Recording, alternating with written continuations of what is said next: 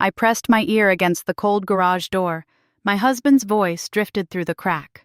Calm. Steady. Like he was talking about the weather. "The brakes should give out on the highway," he said. "Make it look like an accident."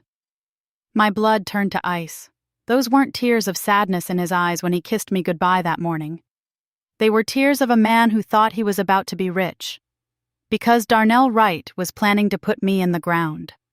Before we continue, please drop a comment if you've ever experienced something like this.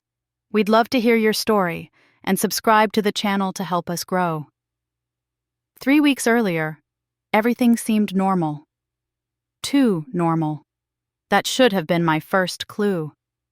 I was standing in our kitchen in Southside Chicago, preparing Sunday dinner like I had done every week for 23 years. The smell of collard greens and cornbread filled the house. Gospel music played softly from the radio. Darnell sat at the table reading the newspaper, just like always. "Vanessa," he said, not looking up. "We need to talk about something." I wiped my hands on my apron. "What's on your mind, baby?" He folded the paper. His face was serious. "I think we should get more life insurance, on both of us." I laughed. "Darnell, we already have policies. We're fine." "But what if something happens?" He stood up and walked over to me, put his hands on my shoulders. "I want to make sure you're taken care of. You deserve security." The way he said it made my skin prickle. But I pushed the feeling away. This was Darnell, my husband. The man who held my hand at my mother's funeral. The man who worked double shifts to help put my niece through college. "Okay," I said, "if it makes you feel better." He smiled, kissed my forehead. "It does. I already called Leonard Price. He's coming by tomorrow." That was fast. Too fast. But I told myself I was being paranoid. Leonard showed up the next day with papers and a bright smile. He was a short man with a briefcase that looked too big for his body. He spread documents across our dining room table like he was dealing cards. "This is a wonderful policy," Leonard said, tapping the paper with his pen. $500,000.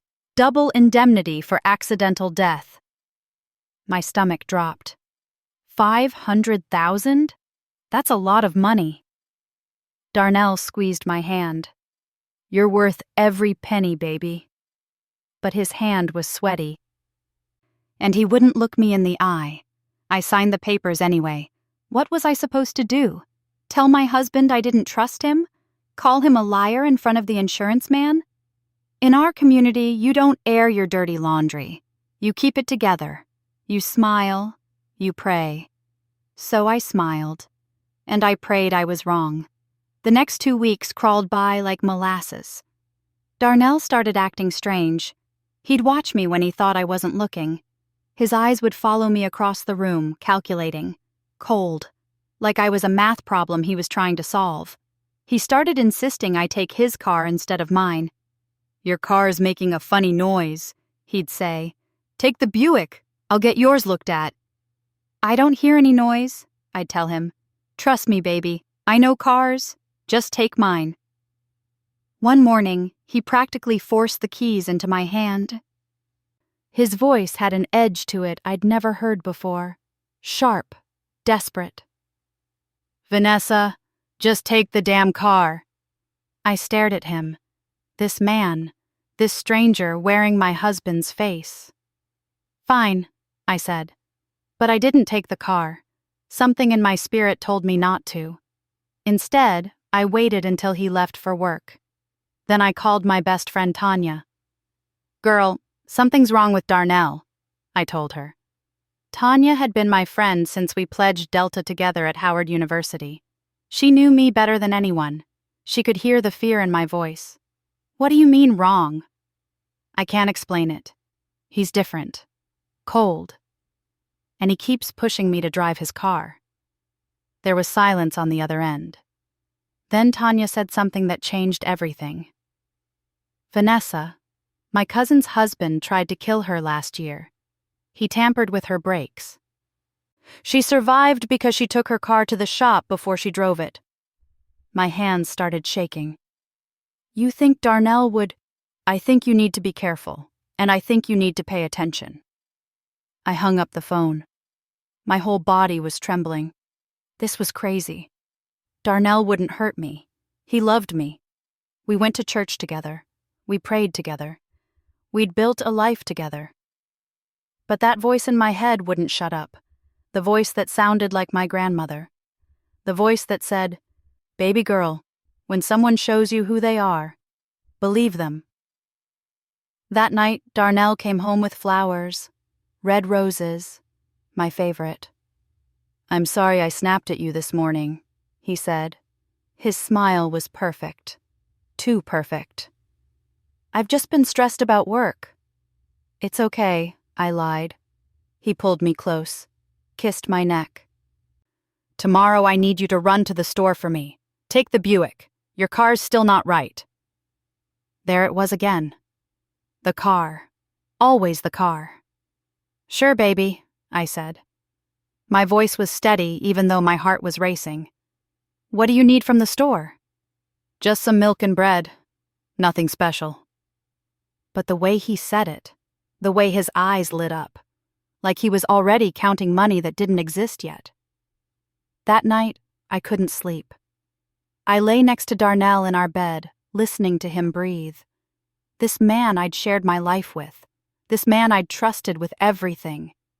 And all I could think was, is he really planning to kill me? At 3 a.m, I heard him get up, heard him moving around downstairs, heard the garage door open and close quietly. I waited 5 minutes. Then I crept down the stairs in my nightgown, my bare feet silent on the carpet. The door to the garage was cracked open, just a sliver, just enough. And that's when I heard it. Darnell's voice, talking on his phone.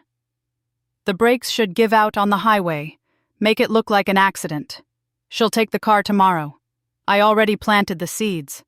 She won't suspect a thing." My hand flew to my mouth. I bit down on my knuckle to keep from screaming. "Yeah, $500,000, Darnell continued. "Double for accidental death. That's $1 million. We'll split it 60-40. You get $400,000 for helping me set this up." We? Who was he talking to? "Don't worry about Rochelle," Darnell said. "My sister doesn't talk to me anymore. She won't ask questions. Nobody will. Vanessa's so trusting, so stupid. She signed the papers without even reading them." Stupid. He called me stupid. 23 years. 23 years of cooking his meals, washing his clothes, standing by his side. And this is what I was worth to him. A payday. "I cut the brake lines clean," he said. "Nice and smooth. The fluid will leak out slow. By the time she gets on I-94, there'll be nothing left. She'll hit that curve at 70 miles an hour and..." He made a crashing sound. Then he laughed. My husband laughed at the thought of my death. I backed away from the door. Slow, careful. My whole body was shaking so hard I thought my bones would break. But I couldn't fall apart. Not now. Not when my life depended on keeping it together. I crept back upstairs, climbed into bed, closed my eyes and pretended to sleep when Darnell came back 10 minutes later. He kissed my forehead. "Sweet dreams, baby," he whispered. But there was nothing sweet about it, because now I knew the truth. My husband was a murderer, and if I didn't play this exactly right, I'd be dead by tomorrow night. The sun came up and I was still alive. That felt like a miracle. But I knew the real test was about to begin, because Darnell was going to wake up expecting me to drive that car, expecting me to die. And I had to act like everything was fine while I figured out how to survive. I got up before him, made coffee, started breakfast. My hands were steady even though my insides felt like broken glass.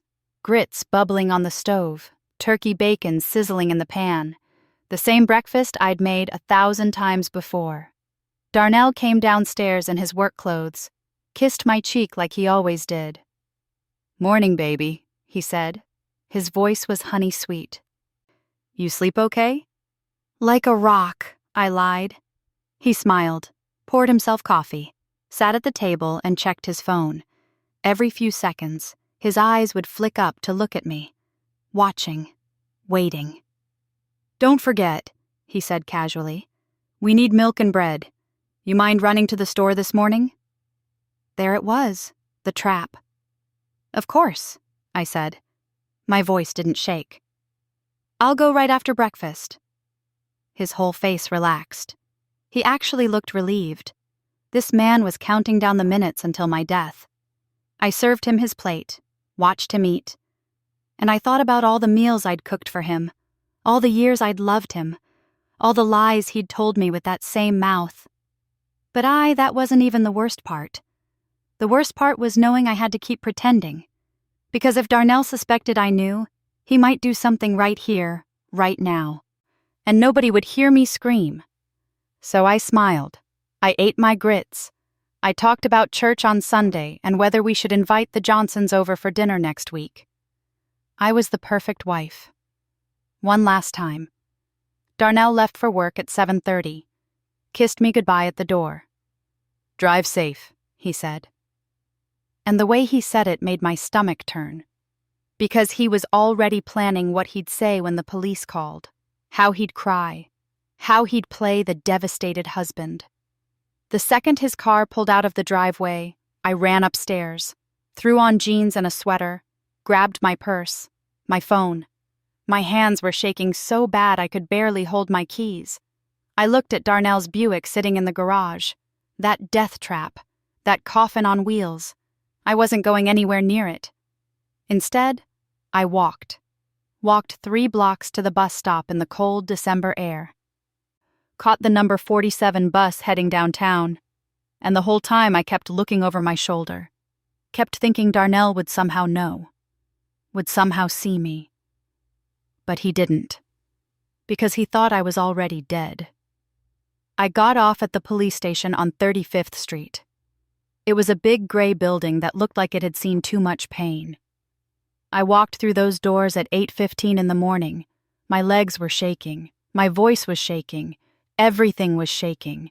The officer at the front desk was young, black, had kind eyes. His name tag said Foster. "Can I help you, ma'am?" he asked. I opened my mouth. Nothing came out at first. How do you say it? How do you tell a stranger that your husband wants you dead? "My husband," I finally whispered. "My husband tried to kill me." Officer Foster's face changed. Got serious real quick. He came around the desk. "Ma'am, are you in immediate danger?" He tampered with my car, cut the brake lines. He wants me to drive it today. He wants me to crash. Foster grabbed a radio, started talking fast into it, used words like attempted murder and domestic violence and imminent threat. Within minutes, I was sitting in a small room with a detective. His name was Isaiah Coleman. He was maybe 40-something, had gray at his temples and hands that looked like they'd seen a lot of paperwork. "Mrs. Wright," he said, "tell me everything." So I did. I told him about the insurance policy, about Darnell pushing me to take his car, about the phone call I'd overheard, about the brake lines. Detective Coleman wrote it all down. His face gave nothing away. "You said he was talking to someone on the phone," Coleman said. "Did you hear who?" "No, but he said we. He said they'd split the money 60-40. Coleman leaned forward. "Mrs. Wright, has your husband ever been violent with you before?" I shook my head. "Never. That's what makes this so crazy. He's never hit me, never even raised his voice much. Until recently." "And when did things change?" "About a month ago. He started acting different, distant, cold." Coleman nodded like he'd heard this story before. "We're going to send officers to your house right now. We're going to check that vehicle. And if what you're saying is true, we're going to arrest your husband." "What if you don't find anything?" I asked. "What if I'm wrong?" But I wasn't wrong. I knew I wasn't wrong. "Then we'll deal with that," Coleman said.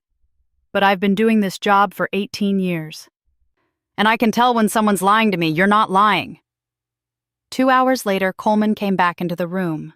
His face was grim. "We found them," he said. "The brake lines, cut clean through. Another few miles and that car would have been a death sentence." I started crying. Not because I was sad, because I was right, because my husband really had tried to kill me. "There's more," Coleman said. He sat down across from me. "We ran your husband's name through our system. Vanessa, did you know Darnell had a girlfriend before you? Woman named Aaliyah Henderson?" I nodded. He told me about her. They dated in their 20s. She died in a car accident. Coleman's jaw tightened. "That's what the report said. Single vehicle accident. She lost control on the highway, went off the road." The room got very cold. "Her brake lines were damaged," Coleman said quietly. "The medical examiner noted it in the report. But there was no proof of foul play, no investigation. It was ruled an accident." My vision blurred. "He killed her too." "We're reopening that case. We're getting a warrant for your husband's financial records, and we're bringing him in." I thought that would make me feel better, safer. But all I felt was sick, because I'd shared a bed with a killer. I'd loved a killer for 23 years. "There's something else you should know," Coleman said. He pulled out a document. "We found a will in your husband's office, filed 2 weeks ago. In it, he leaves everything to himself as sole beneficiary of your estate." "But I never signed—" "The signature's forged. We already had a handwriting expert look at it. It's good, but it's not yours."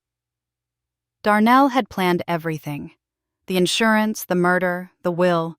He'd thought of every angle, every detail, except one.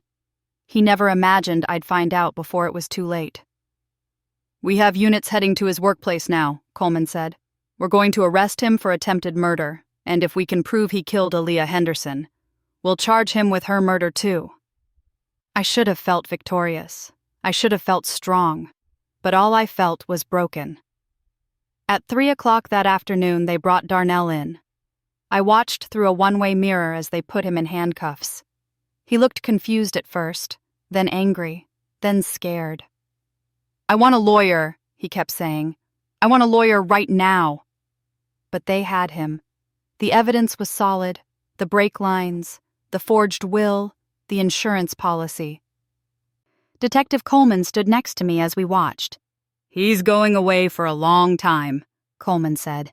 I nodded, couldn't speak. "Mrs. Wright, we're going to need you to testify when this goes to trial. Can you do that?" Could I? Could I sit in a courtroom and look at the man I'd loved and tell the world what he'd done? "Yes," I said. "I can do that." Because Darnell had made his choice, and now I was making mine. But then Coleman's phone rang. He answered it, listened. His face went pale. "We've got a problem," he said. "Darnell's sister just showed up at the station. She says she has information about the case. She says she knows who Darnell was working with." My heart stopped. Rochelle. Darnell's sister Rochelle, who he said didn't talk to him anymore. "She wants to talk to you," Coleman said. "And Vanessa, she's crying. She says this is all her fault." Rochelle Williams walked into that interrogation room like she was carrying the weight of the world. Her eyes were red and swollen. Her hands were shaking. And when she looked at me, I saw something I never expected to see. Guilt. Pure, raw guilt. "Vanessa," she whispered. "I'm so sorry." I stared at her. Darnell's little sister. We'd never been close. She'd stopped coming to family gatherings years ago after some fight with Darnell that nobody would talk about. But here she was, and she was apologizing to me. Detective Coleman pulled out a chair. "Ms. Williams, you said you have information about the case?" Rochelle nodded, wiped her eyes. "My brother called me 3 weeks ago, first time in 5 years. He said he needed my help with something, said it was important." My stomach dropped. "What did he ask you to do?" Coleman asked. "He asked me to witness a will." Rochelle's voice cracked. He said Vanessa was sick, that she was getting her affairs in order. He needed someone outside the family to sign as a witness. The forged will. Darnell had used his own sister. I didn't think anything of it, Rochelle continued. I just thought he was finally trying to make peace, trying to be family again. So I signed it. I witnessed both signatures without really looking at them. She covered her face with her hands. But yesterday I was going through some old boxes, found pictures from when we were kids, found something else too. She pulled an envelope from her purse with trembling fingers. This was in my mother's things. She died 2 years ago. I never opened it until yesterday. Coleman took the envelope. Inside was a letter. Handwritten. Dated 15 years ago. It's from Aaliyah Henderson, Rochelle said. Darnell's girlfriend, the one who died. The room went silent.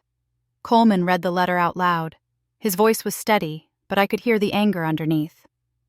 Dear Mrs. Williams, I'm writing this because I don't know who else to tell. Darnell has been acting strange lately. He took out a life insurance policy on me without asking. He keeps insisting I drive his car instead of mine. I'm scared. If anything happens to me, please know it wasn't an accident. Please make sure someone investigates. I'm leaving this letter with you because Darnell doesn't know we've been talking. Please keep me in your prayers. Aaliyah. My hands went numb. She knew, I whispered. Aaliyah knew what he was planning. My mother never opened it, Rochelle said. It was still sealed. She must have gotten it after Aaliyah died and couldn't bring herself to read it. Or maybe she was scared of what it said. But that wasn't even the worst part. The worst part was what came next. There's more, Coleman said. He was looking at his computer screen. His face had gone white. We just got Darnell's phone records. The number he called the night Mrs. Wright overheard him, we traced it. He turned the screen toward me. The blood drained from my face. That can't be right, I said. But it was. The number belonged to Leonard Price, the insurance agent, the man who'd sold us the policy. Leonard Price has been working with your husband for 15 years, Coleman said. We just pulled his records. He sold Aaliyah Henderson her policy too. Same company, same terms. $500,000 with double indemnity. The room was spinning. They've been doing this together, I said. For 15 years. Coleman nodded. We're bringing Price in now. But Vanessa, there's something else. Something that changes everything. He pulled up another document on his computer. We did a deep dive into Leonard Price's background. His real name is Leonard Michaels. He changed it 8 years ago. And before he was an insurance agent? Coleman paused.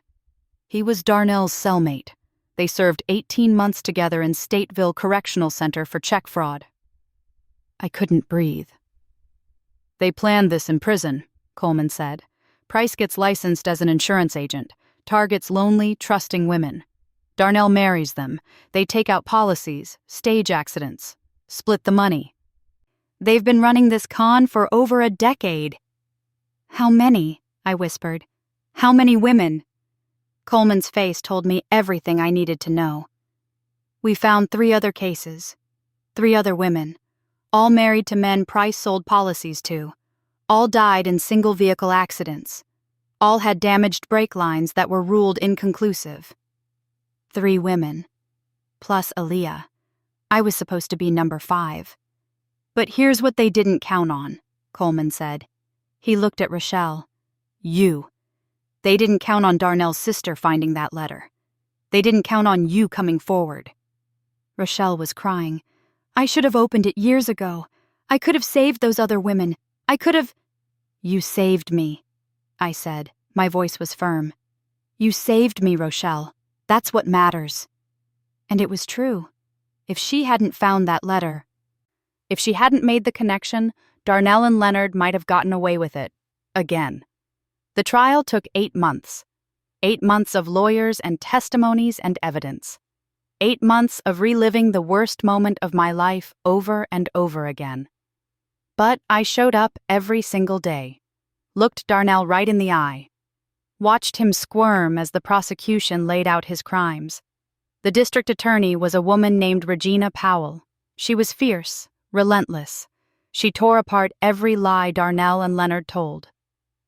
"These men are predators," she said in her closing argument. "They targeted vulnerable women, women who trusted them, women who loved them, and they killed them for money." The jury deliberated for 6 hours, guilty on all counts. Darnell got life without parole.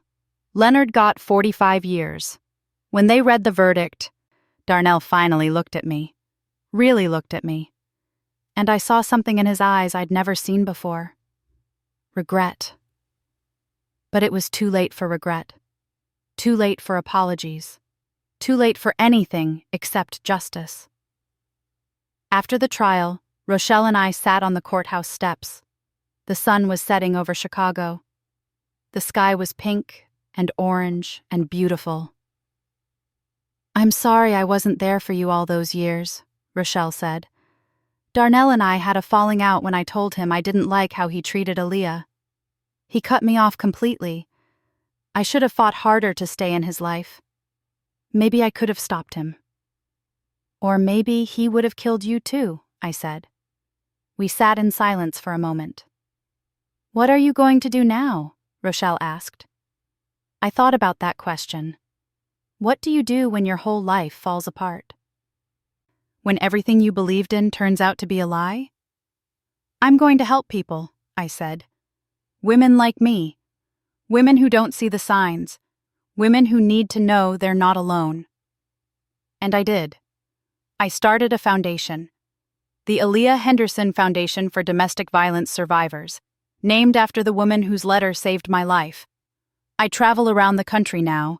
I speak at churches and community centers and women's shelters. I tell my story. I tell Aaliyah's story. I tell the stories of the 3 other women who didn't survive. And I make sure everyone knows. Trust your instincts. If something feels wrong, it probably is. And it's okay to walk away. It's okay to survive. Rochelle works with me now. She's the vice president of the foundation. We've helped over 200 women leave dangerous situations. We've saved lives. Sometimes I think about Darnell, about the man I thought he was, about the life we could have had if he'd been different. But then I remember, he wasn't different. He was exactly who he chose to be. A killer, a con man, a coward. And I am exactly who I choose to be. A survivor, a fighter, a woman who refused to die. That's my story, and I'm still here to tell it. Thanks for listening to this story. If it touched your heart, please leave a like and subscribe. Have you experienced something similar? Share your story in the comments below.